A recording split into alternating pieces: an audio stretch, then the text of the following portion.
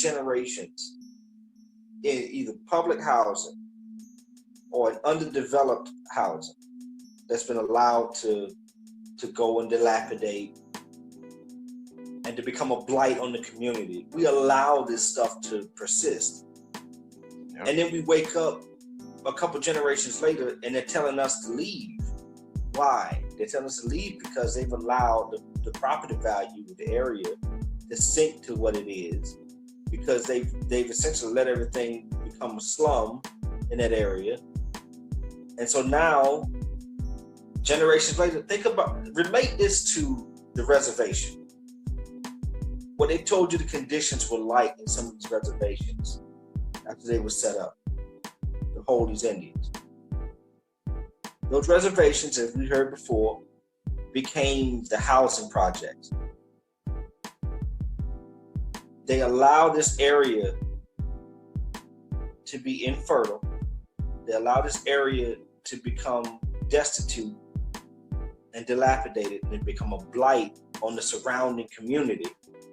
And so at some point you have the community get together and say, look, we need to get these people out of here because the crime is this, the drugs are that. Nobody's making any money here. Nobody wants to come visit us here. There's no tourism. Nobody's spending any money. So let's get the undesirables out. This is how we're convinced to become an underclass so that we can be removed. This is how gentrification happens. Yep. My first ever time witnessing that was Ida Barber in Portsmouth. Copper. They sent people out there. I had a little girlfriend over there when I was in middle school. Her name was Isis. And I was like, next thing you know, she disappeared. I was like, what the heck happened? And the next time I ever drove over there, it was boarded up. And then the next time I drove over there, it was new housing. Yeah, they raised all of it, flattened everything, and rebuilt it within a couple months. And it was ridiculous. I never seen nothing like it. Yeah, I grew up down the street from my apartment, down on Elm Avenue. See, there you go. Right. J-Dub was next, right? That's right. The old North. Dub was next, and my wife she wasn't born in the Dub, but she lived in the Dub before they tore it down. Yep, my step family was in the Dub, the extension. I had people in Lincoln Park and in J-Dub. Right. Look what's over there now. They had built all the shopping centers. Yeah. They built shopping centers. What was it? Midtown or whatever, where the Walmart was at? Yeah, Mid-City where Walmart is. Yeah. Yeah. So they built a Walmart there. They got a Chick-fil-A down the street. Yep. They built a whole shopping center, Kroger and everything. They got all. It looks nice, beautiful over there now. They got the laundromat over there. Yep. They tore all of that stuff down. But how many generations of people lived in the Dub? It's crazy, man. That's crazy. Mm-hmm. I mean, I guess it's almost like tearing down Northam in general.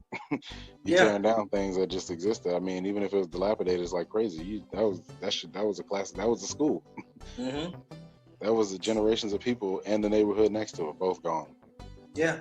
It reminded me of, there's a documentary, and I don't know if it's still on Netflix, but I know it's around. You might be able to find it on YouTube. It was a documentary about this housing project called Pruitt-Igoe. I want to say it was in St. Louis, somewhere near St. Louis. And it was an urban housing project, and it was engineered. They brought in some Japanese engineers after World War II and had them build this futuristic looking, at the time, high-rise housing tenement.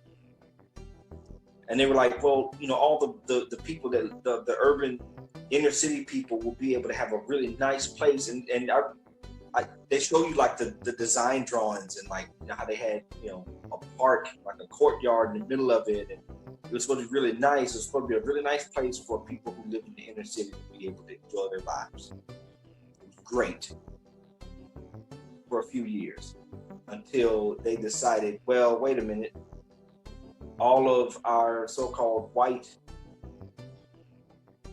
constituents are moving out of this area because they're seeing these Negroes show up. So they're moving to the suburbs. All these cookie cutter houses they built outside of the city, just outside in the suburbs. That's where the so-called white folks were moved.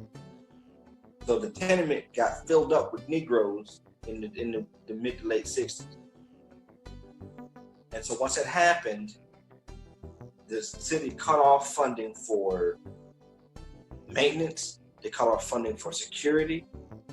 So you started having situations like the elevator not working. AC units in the building didn't work half the time. Everything started to go into disarray. Then they also brought in, at the same time, they also brought in the institution of relief, or what they now call welfare.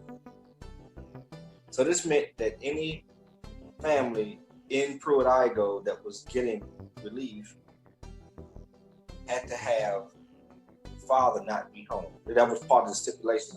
Couldn't be, if you were a mother of 2 or 3 kids, your father couldn't be there with you.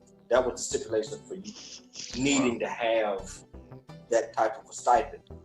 So to get the money, the fathers either moved out completely or would leave during the day when they went to work and leave and take any trace of them being there with them. So eventually you had a bunch of homes, you had a bunch of households there in that tenement with no fathers.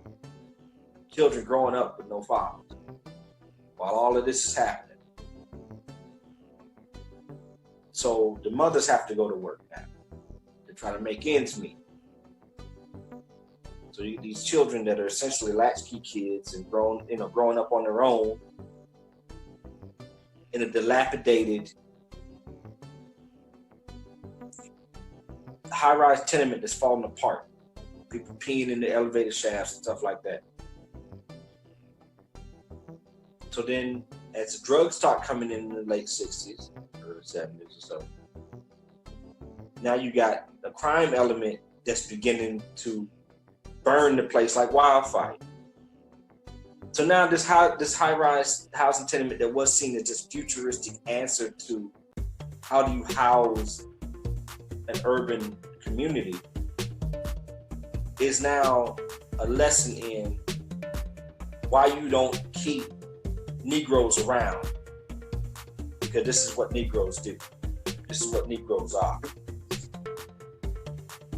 Again, all the so-called white folks have moved out of the city to the suburbs. So you see how, even though it's not necessarily our doing, you see how we end up being made the scapegoat for projects that go bad. And this is happening over like 2 generations between like the 50s and like the late 70s. I think the 70s got torn down. I don't quote me on that, but I believe in the documentary it said it got torn down on that. But you can see how over a generation, it doesn't take long, you have this really nice community turn into shambles, get raised, and now they're building other stuff around it because, they want commerce. They want to not have this blight that is a sore thumb and full of bad memories for the community. It's not just happening in Pruitt-Igoe. That was a template for it. You're seeing it here. Grandin Park, Norfolk, Bowling Park, in the Dub, and in Ida Barber, in Portsmouth. Swanson Home. What is Swanson Home now? It's a ghost town. Yeah, they hadn't already torn it down. Nobody lives back there.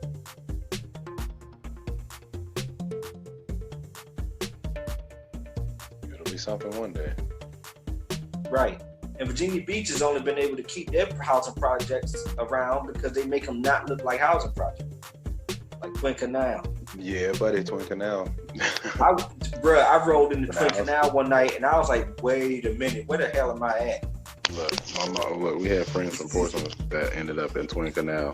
Friends of the family, I would say. Mm-hmm. And Twin Canal. Bruh. Infamous. You drive past and you can't tell it from any other neighborhood. Look at that apartment complex. They keep updating too. They will not let it look like a housing project. No, but go back there. Go back there at 10:30 on a Friday night. with them speed bumps. Go. And then you're gonna be fucking your axle up trying to get out of there. For sure. Because and what's so crazy about it, right? Is it's gated. So it's almost like, well, wait a minute, these people must be doing pretty well. It's a gated community. No, the gates keep them in. Facts. You see what I'm saying? It's like that. It's like that one song, "What Cell Therapy" by the Goody Mob. It's just they put the gate to keep crime out, to keep out. It's just in. Yep, exactly. Yo, that definitely made the favorites playlist because of that. It's relevant. It's still relevant every day, all day. It really is. So they hide it from sight, and that allows them to keep it there without having to tear it down.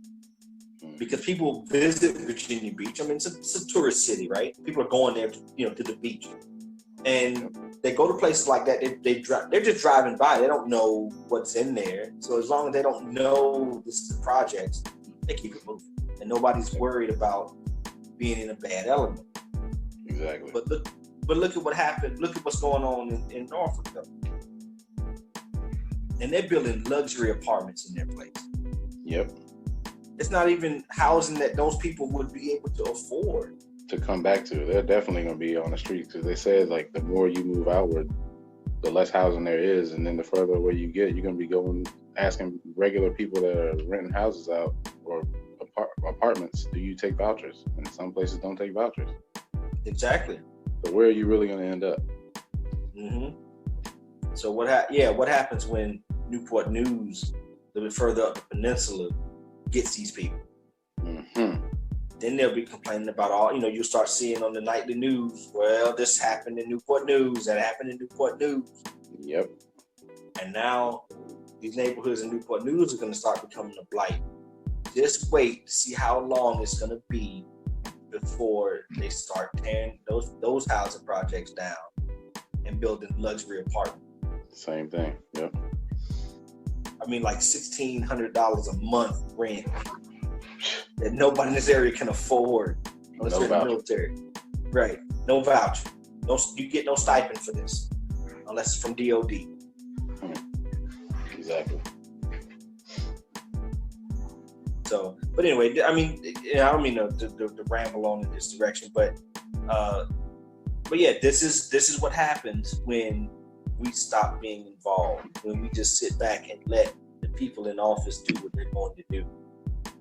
In the end, it's like a lot of us have feared, a lot of us have warned about. If we don't have a say in it, if we don't forge our own destiny in this process, everybody else has an interest in getting rid of us. Physically, economically, and socially. In every way. They don't want us around because we're in the way. The more of us there are here, the fewer resources are going to be for people coming here. And there are constantly people coming here, whether we like it or not. And if we don't, that's nothing against immigrants, because I mean, this place has harbored immigrants since before any of the governments were here. People have always been coming here to trade and to live. That's not the problem. The problem is, if we don't have a voice in this, we won't have a voice in anything.